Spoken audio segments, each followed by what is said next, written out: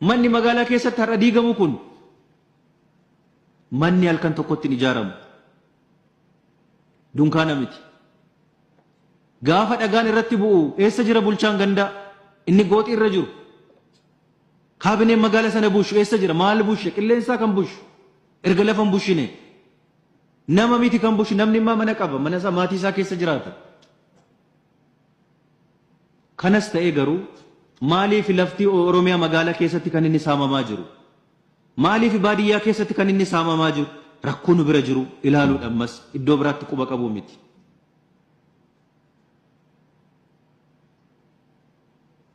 Baadiyyaa Oromiyaa keessatti namni lafa qabatee qonnaan bulaan Oromoo hektaara 2 fi hektaara 4 hin caalle qabatee jiru hektaara 20-30 qabatee kan qotataa jiru jira har. Fayyadamummaan diinagdee eessa?